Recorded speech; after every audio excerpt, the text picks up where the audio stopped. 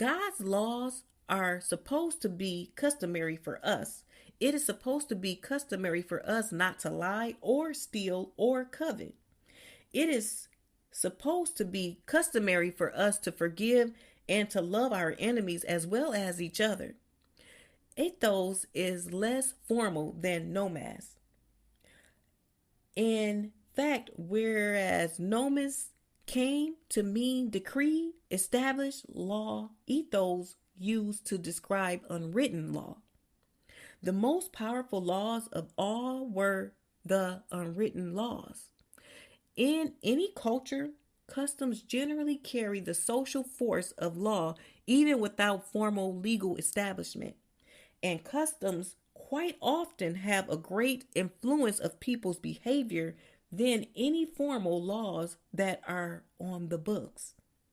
God never intended to write down any of his laws for us. He did not want us to have to read in order to live. There was no written law in the Garden of Eden, no written laws for Abraham, no written laws at all for God's covenant people until the days of Moses. The King of Heaven intentions was to write his laws on our hearts and in our minds so that no one would have to teach us. It was humanity's rebellion and separation from God that made written law necessary. We needed something to restrain our baser nature and instincts and prevent us from destroying ourselves by uncontrolled selfishness, passion, and violence. The king's goal has never changed. Despite mankind's rebellion, his original purpose still stands. This is the covenant I will make with the house of Israel after that time, declares the Lord. I will put my law in their minds and write it on their hearts. I will be their God, and they will be my people. Jeremiah 31:33. This unchanging purpose of the king was fulfilled in the new covenant through Jesus Christ. Natural law versus written law. God intended law to be natural. To understand the kingdom of heaven, it is important also to understand the distinction between natural law and written law. First of all, written law is necessary only when natural law is absent. If we human beings were all law abiding by nature, there would be no need for written law.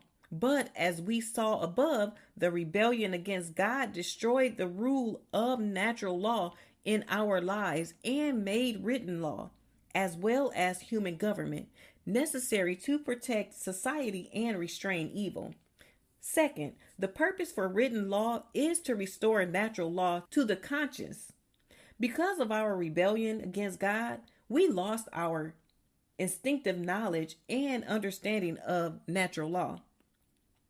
Our conscience became corrupt and our likeness to our Maker became tarnished and distorted. Things that were natural in the beginning now became unnatural. For example, we consider generosity to be a virtue, a positive quality we admire in others and aspire to in ourselves. Why? Because it is not a natural human trait, at least not anymore. God never commanded Adam to be generous and giving. Why not? Because giving came naturally to Adam. A generous spirit was inherent in him because he was made in the image of God, his creator, and God is generous by nature. But after the rebellion, mankind became greedy, obnoxious, abusive, mean, stingy, and hoarding.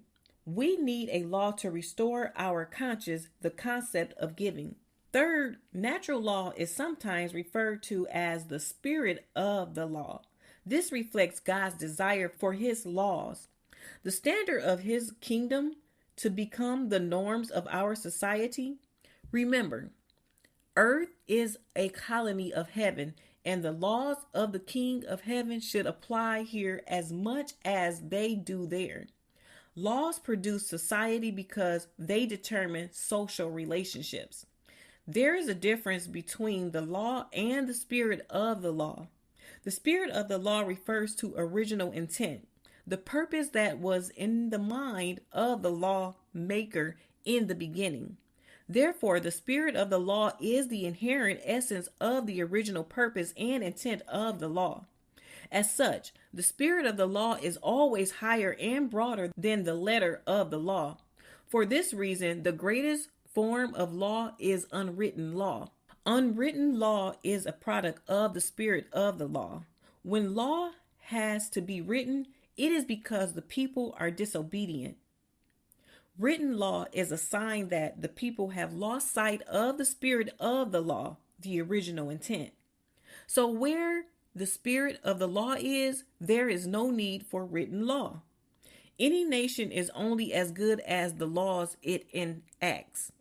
Laws produce society, so whatever kind of society we want is determined by the laws we make. The worse the laws, the worse the nation. However, bad laws do not cause a nation's social, moral, and spiritual decline. They merely reflect a decline that is already underway. Laws mirror the conditions of the nation. This is why it is so important for we who are kingdom citizens to regain our understanding of the spirit of the law, natural law. Natural law is the fundamental operating principle of the kingdom of heaven. The laws of the king protect and preserve not only his kingdom, but also the benefits and privileges of the kingdom that are reserved for kingdom citizens. But learning to operate them involves more than just knowing what they are. We must learn also the keys of the kingdom that unlock our benefits and privileges and make them active in our lives. Endnotes. Number 1. W.E. Vine, Merrill F. Ungar, and William White Jr. Vine's Complete Expository Dictionary of Old and New Testament Words, Nashville, Tennessee, Thomas Nelson, Publisher, 1996. Old Testament section, 133 through 34. Number 2. Vine, Ungar, and White, Vine's Complete Expository Dictionary, New Testament section, 354. Kingdom concept number 5, principles. Number 1. Every kingdom is governed by laws. Number 2. The Bible is the law book of the kingdom of heaven. Number 3. The kingdom of heaven has laws to protect it and assure that it operates according to God's intent. Number 4. Laws are built into creation. Number 5. Whatever becomes accepted as a norm in our society eventually becomes a law of our society. Number 6. God's laws are designed to prevent us from accepting and normalizing evil and assigning it the force of law in our society. Number 7. God's law have personal application with national ramifications. Number 8. Written law is necessary only when natural law is absent. Number 9. The purpose for written law is to restore natural law to the conscious. Number 10.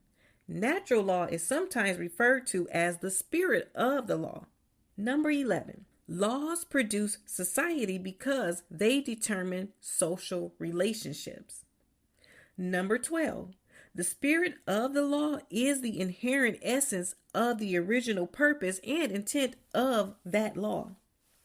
Number 13. Any nation is only as good as the laws it enacts. And number 14. Natural law is the fundamental operating principle of the kingdom of heaven. Study guide, preparing for kingdom experience and expansion. Kingdom principles, understanding the kingdom. Day 8, the original kingdom concept. So God created man in his own image. In the image of God, he created him. Male and female, he created them. God blessed them and said to them, Be fruitful and increase in numbers.